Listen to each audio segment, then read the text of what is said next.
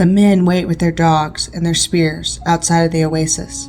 The shepherdesses arrive, driving their sheep before them, and shadowing them is a massive red monkey with white legs. What does he want? The men signal their dogs, and the dogs pounce on the great monkey, but he stands fast, fighting off the dogs.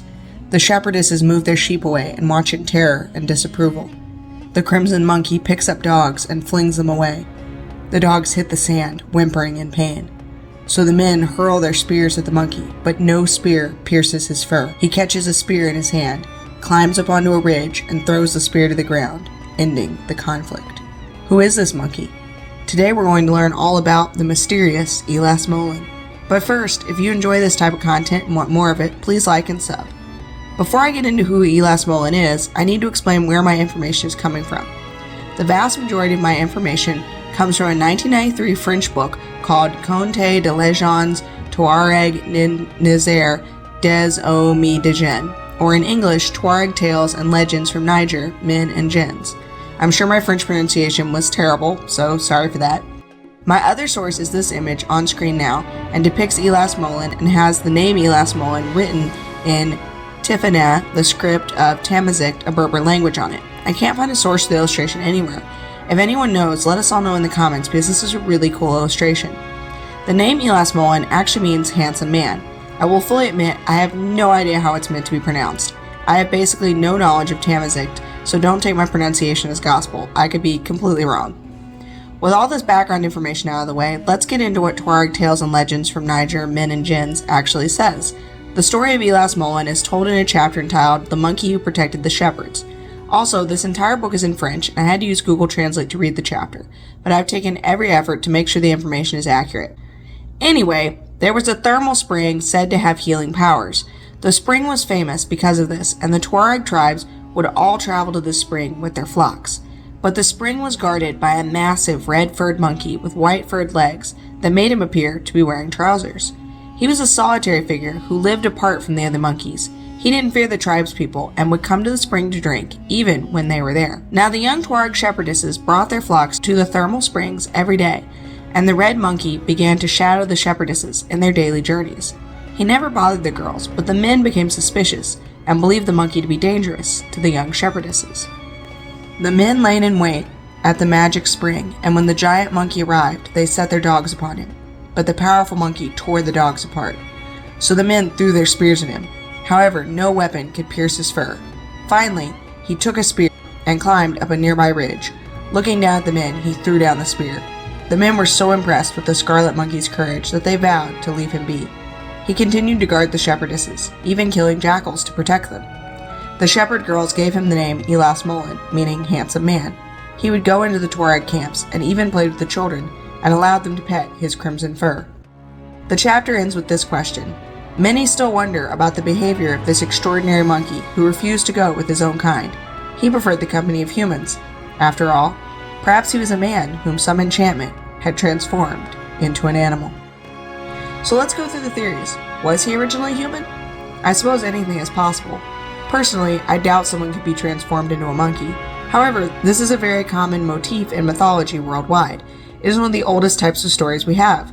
The Mesopotamian goddess Ishtar, for instance, turned a former lover into a wolf. He was a shepherd, so this was a particularly cruel fate. But I don't necessarily think that this is what is happening here. However, it does make me wonder if he was a hybrid of some kind. If you're at all familiar with my channel, then you'll know that I talk a lot about human fairy and human alien hybridization. It comes up constantly in merfolk mythology, so I think that it is worth considering here. The fact that the legend emphasizes that he followed the young shepherdesses, and the men thought he could be dangerous to them, and that he was given the name Handsome Man, could also imply that Elas Molen was looking for a human mate to hybridize with, or at least that the Touareg men thought that he could have sexual designs on their young women. In Africa alone, we have the Madagascar Zasafafandrano Ranu, who had half-human children before returning to the water, but leaving behind a cave with healing powers, not unlike Elas Molen's healing spring. Healing is often associated with merfolk. This is a motif that appears globally. We've seen it in Africa, and we'll see it on every other continent as well. My series on African water beings is nearly complete, and I'll be starting Eurasia next, so y'all will be able to see more stories of mer people connected to healing and medicine. On that note, Zimbabwe's Injuzu are also associated with healing.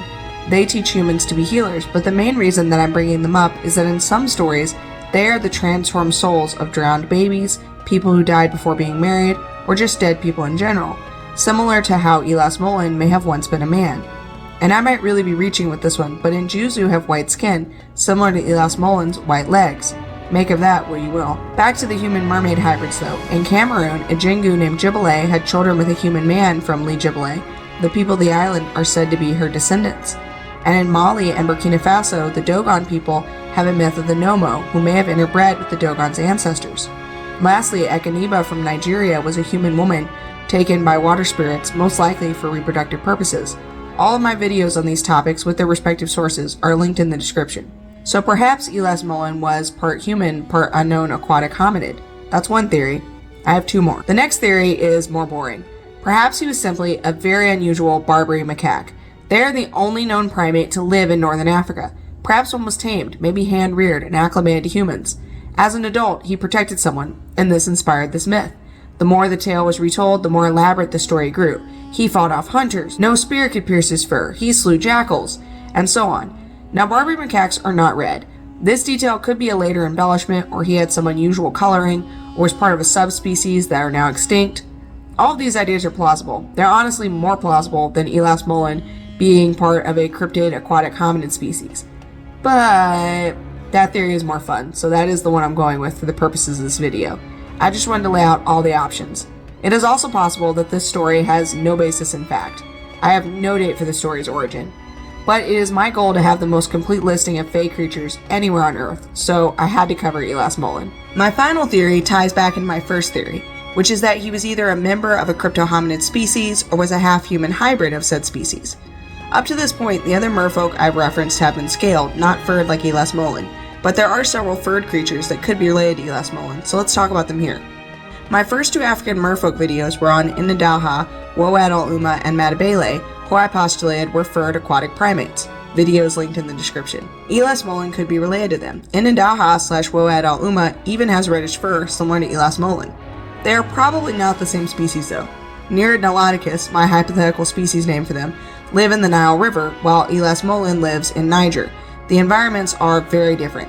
And Matabele are water spirits from Côte d'Ivoire, Mali, Burkina Faso, and Ghana. In my video on them, I create a hypothetical species, Naiad Sinufo, that was, you guessed it, an aquatic ape. I theorize that they lived in freshwater. In coloration, they don't look like Elas Molen, but they could be related. There are two other cryptids I also want to mention as potentially being related. The first is Yaolo, who will be the subject of next month's video. Photo on screen is of a Diana monkey, the real-life animal they are said to resemble. They're from Liberia. Cryptozoologist Ivan T. Sanderson described them as aquatic. Other than being aquatic monkeys who live somewhat near to Elas Molen, Yaolo isn't very similar though. Lastly is the giant Moroccan monkey. This creature wasn't described as aquatic in the one documented encounter, but of interest to me is the monkey's physical description. It walked upright like a human and had brown fur with lighter fur on its legs. This reminded me of Elas Molen's human-like traits and white legs. In order to create my speculative biology, I had to answer a number of questions. Does this species travel through the underground waterways that connect the Sahara's oases? Is that how they remained hidden and maintain genetic diversity?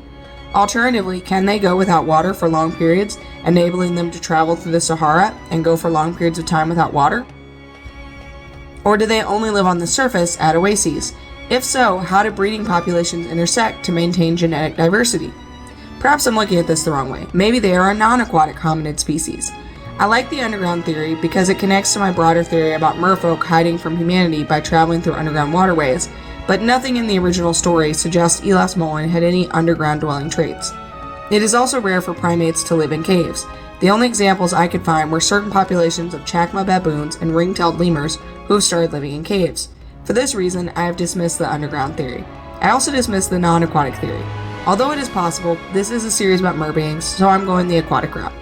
That means they live on the surface and are likely confined to a few remote oases or have gone extinct in the modern era. I have chosen to classify Elas Molen very similar to the Matabele. He's in the order Primate, suborder Haplorini, but is in my made-up family of Aqua and genus Naiad. The species name is Naiad oasis because they live in oases. This makes them unique. If real, they would be the only primate living in this habitat. Barbary macaques live further north in mountainous regions. As I researched for my illustration that I'm about to unveil, I googled the proboscis monkey because they are the only monkeys that swim, and discovered that they have the exact coloration of elasmolan, the red fur, the white legs that look like pants, and look at that humanoid face. He looks like he has eyebrows. Now, they do live in Borneo, but could elasmolan perhaps be a distant relative? I think that's definitely possible. In my drawing, Naiad oasis has reddish fur, similar to Niloticus and the proboscis monkey, with lighter colored legs. He is human-sized because elasmolans seem to be of human size. I gave him the black eyes of Niloticus and Naiad Sinufo, which have so far appeared in all my drawings except for Nikinanka.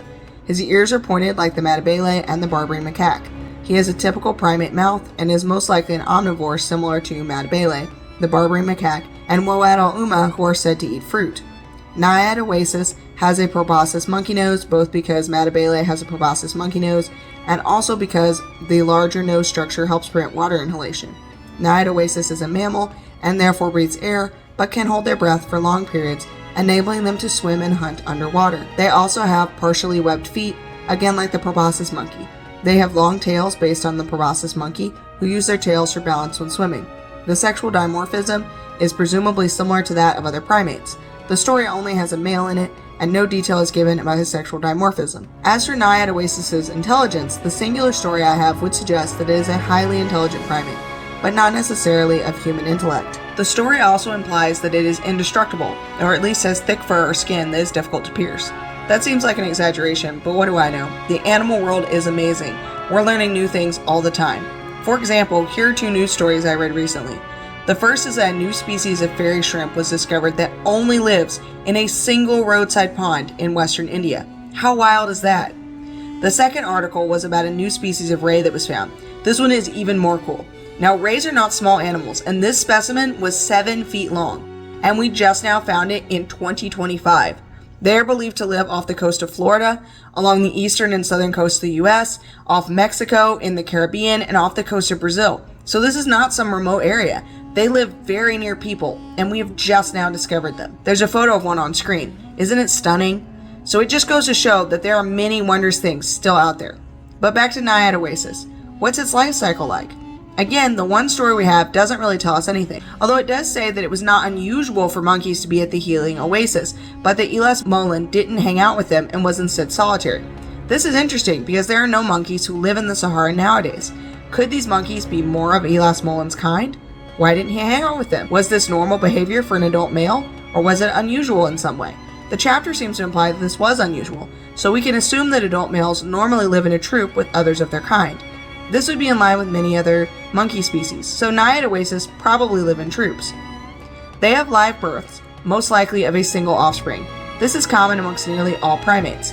The young are likely highly dependent on their mothers at first and have to be taught how to swim. I've drawn this detail from African otters, but also from other primates who are not born knowing how to swim. And of course, the whole troop helps care for the young. The babies mature quickly and have short lives, with a lifespan only reaching into their 20s. This might be because of their hard lives in the remote oases. The troop might be matriarchal. This behavior is seen in some primates, and I theorized is the case for Niloticus. Barbary macaques have matriarchal societies as well. Female Naiad oasis probably mate with all of the available males. At one point, the troops may have traveled between oases, and young males might have traveled to new troops in adulthood. But if Naiad oasis are still alive, they probably do not travel much anymore. This is due to increased human presence, war, and global warming. The Sahara is getting hotter. There's also evidence that the Sahara was once much greener, with lakes and lush vegetation. During this time, Naiad oasis would have thrived, and they perhaps died out or are much diminished in population now. And that's really all I have on elasmolan. I feel like we learned some really neat stuff, and I can't wait to start working on next month's video. Coming out next month, Yaolo. From Liberia. Cryptozoologist Ivan T. Sanderson documented this creature and described it as about the size of a chimp, aquatic, but possesses thick black hair like a chimp and has a black crown of hair which the people describe as resembling most the crown of the Diana monkey. The sound is vaguely chimp-like. The feet, they say, are actually unlike a chimp's and more like a leopard's with permanent claws. They kill their victims by draining them of blood. Until next time, Fae folks, stay safe. You never know what may lurk in the woods.